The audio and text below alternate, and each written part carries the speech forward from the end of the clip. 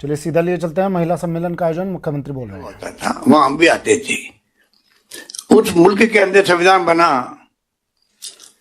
वहां भी 100 साल के बाद में मताधिकार का अधिकार मिला महिलाओं को। तो आप कल्पना कीजिए कि हमारा मुल्क कितना प्रोग्रेसिव है, हमारी संस्कृति संस्कार महिलाओं के लिए कितनी प्रोग्रेसिव रही कि महात्मा गांधी के सानिध्य में जब मुल्क आजाद हुआ और पंडित जवाहरलाल नेहरू, सरदार पटेल, मौलाना अबुल कलाम आजाद सबने नीति बनाई, लोकतंत्र की स्थापना करी, वोटों का राज दिया इस देश को, और साथ में डॉक्टर अम्बेडकर के सानिध्य में निर्माण हुआ संविधान का।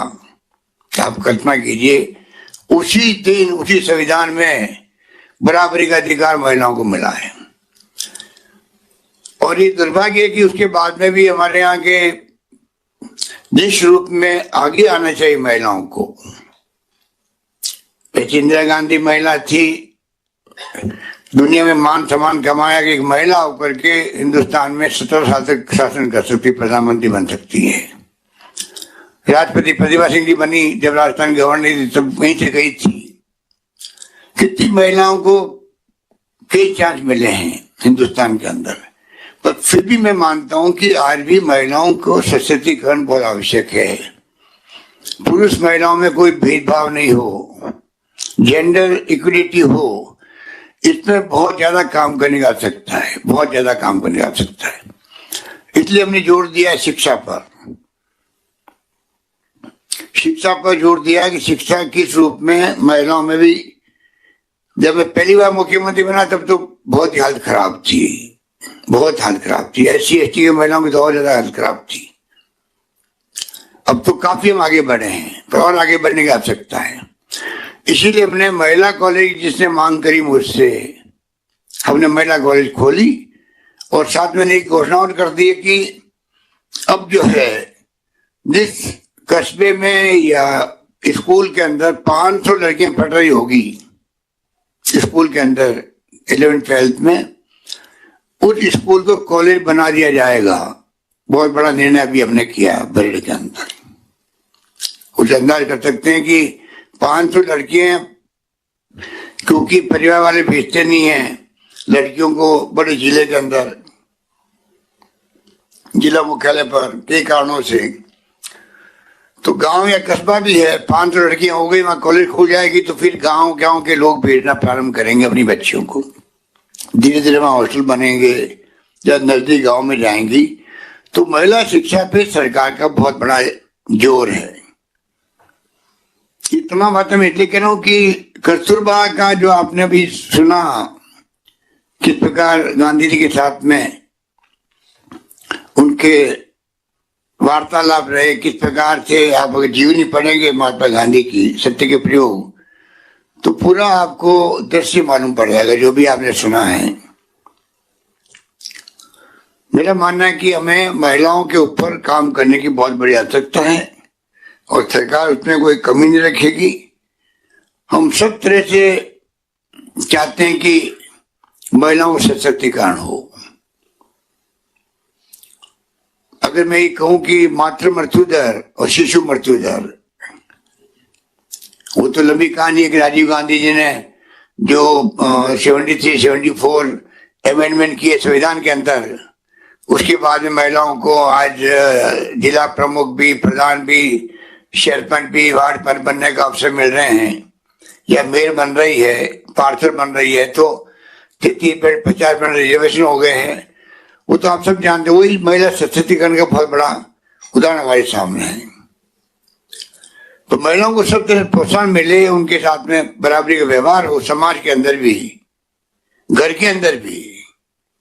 घर के अंदर होगा तो समाज में होगा, गांव में होगा, देश में होगा। और तब होगा, तब मैं समझता हूं कि 4-5 बातें ऐसी है जिसपे हमें गौर करना पड़ेगा।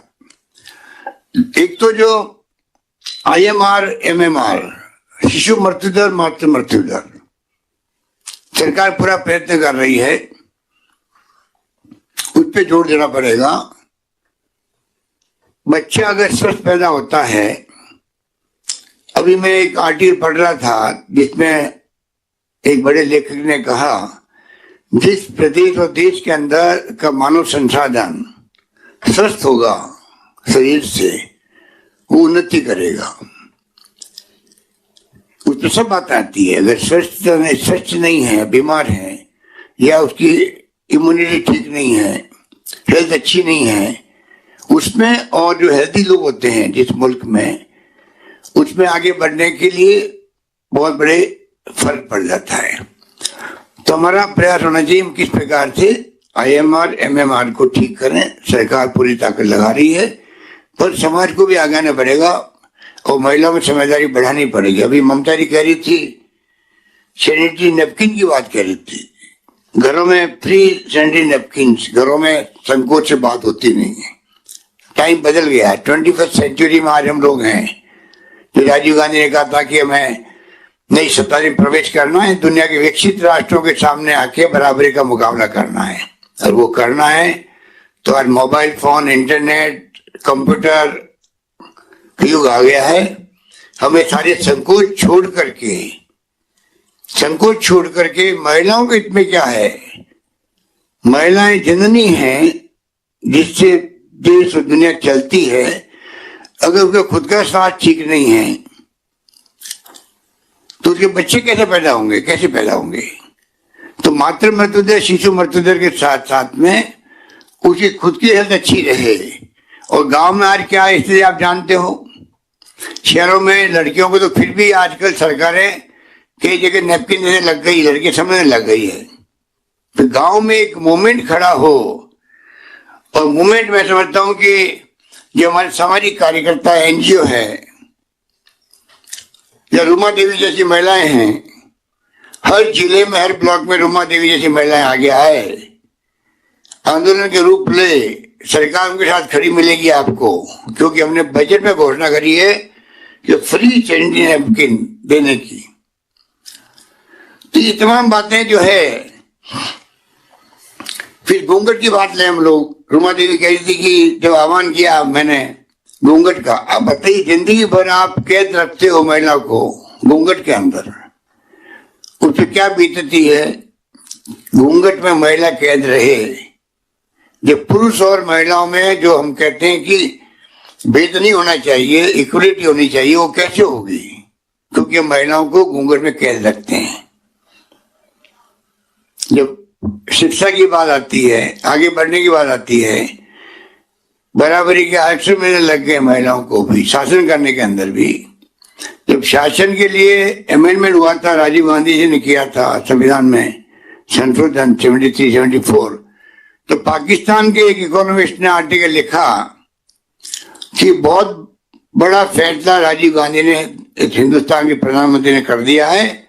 जब 50% महिलाएं होती है उस देश में, शासन भागीदारी उनकी हो आरक्षण के माध्यम से, वो देश का भविष्य बहुत उज्जवल होगा। और आप देख रहे हैं कब बड़े कामयाबी के साथ में महिलाएं मेयर बनती है, प्रमुख बनती है, प्रधान बनती है, मंत्री बनती है। ममता देख ही रहे हो आप, अभी जब ये बोल रही थी, तो कॉन्फिडेंस भी है, क्षमता भी है काम करने की, सब कुछ उनमें गुण है। तो बराबरी का दर्जा जो मिलना चाहिए महिला को, अभी तक नहीं मिला हुआ है। अभी तक भी पुरुष प्रधान देश कहलाता है। धीरे धीरे महिलाओं को खुद को आगे आना पड़ेगा, समझदारी के पैसे देना पड़ेगा। वो तब होगा जब घूंघट का जो है उस पर सोच रखनी पड़ेगी, कैसे वो घूंघट की प्रथाएं खत्म हो, IMR MMR ठीक हो, सैनिटरी नैपकिन में कोई संकोच नहीं करे। संकोच करने वाली बात ही नहीं है। आजकल तो बेटा और बाप भी दोस्त की तरह रहते हैं, तब समझ सकते हैं एक दूसरे को। दुनिया इतनी बदल गई है, गूगल्स में पूरी जानकारी है। अभी मुझे कंफ्यूजन था कि ये 144 जो है अमेरिका के संविधान के 140 साल के बाद में और ब्रिटेन के 100 साल के बाद में महिलाओं का आरक्षण मिला, मताधिकार मिला, वोट देने का अधिकार मिला। तो मैंने कहा कंफ्यूजन है, मुझे पता नहीं गलत नहीं हो जाए। तो मैंने पता किया, मिस्टर नाका जी ने गूगल में देखा, कहा नहीं 133 पर लिखा हुआ उसके अंदर है, और ब्रिटेन में 100 के बजाय 118 लिखा हुआ है। तो कहने का मतलब गूगल में आज पूरी दुनिया की जानकारी आपको मिल सकती है। बच्चे जो है हमसे आगे बढ़ रहे हैं, वो ज्यादा ज्ञानवान बन गए हैं। नॉलेज इज पावर, जिसके पास ज्ञान है, ज्ञान का भंडार है, वो उसको ज्यादा शक्तिशाली वो व्यक्ति होता है। इसलिए जरूरी है कि हम घूंघट नहीं हटाएंगे तो कैसे आगे बढ़ेंगे, स्वस्थ नहीं रहेंगे तो कैसे आगे बढ़ेंगे। इसलिए मैं शिक्षा पे जोर दे रहे हैं, महिलाओं की IMR MMR भी दे रहे हैं, फ्री नेपकिन की बात की है, घूंघट की बात मैं कर रहा हूं, और एक बात और है छुआछूत की। ये मानवता में कलंक है, सदियों से पता चली आ रही है। अगर हम एक तरफ तो बातें हो रही है, हिंदुत्व की बात हो रही है, मुस्लिम अलग है, सिख अलग है, हिंदू अलग है, और हिंदुओं के अंदर भी अलग, जब हिंदू पूरे अलग हो जाएंगे मुसलमानों से, तब फिर हिंदू में आएंगे ये ब्राह्मण है, ये वैश्य है, ये दलित है, सब हिंदू है। तुमने भेदभाव शुरू कर देंगे लोग बाग, उससे देश का कभी भला नहीं हो सकता है। हम सबको साथ लेके चलना पड़ेगा, तभी महिलाओं का सशक्तिकरण, चाहे किसी जाति किसी धर्म की महिलाएं हो, वो आगे आएगी और भागीदारी निभाएगी देश के शासन के अंदर भी। इसलिए मुझे खुशी है कि महिला नीति बन गई है। कस्तूरबा के नाम से आज जन्म दिवस का एक आयोजन हुआ, पहली बार काफी लंबे अरसे के बाद में, और मुझे उम्मीद है कि महिलाओं के सशक्तिकरण के ऊपर लगातार जो चिंतन शुरू हो गया राजस्थान के अंदर, और जिस प्रकार रुमा देवी ने जो अपनी कहानी बताई है, इस प्रकार से अगर महिलाएं आगे आएगी तो जो आशा बोत्रा जी और सुशीला जी और सुदर्शन अयंगर जी और कई ऐसे हमारे साथी हैं देश में, प्रदेश के अंदर, जो सालों से काम करते हैं सामाजिक कार्यकर्ता के रूप में, समाज सेवा के रूप में, उनको और ताकत मिलेगी काम करने के अंदर। और हम चाहेंगे अभियान के रूप में गांव में ये सब चले।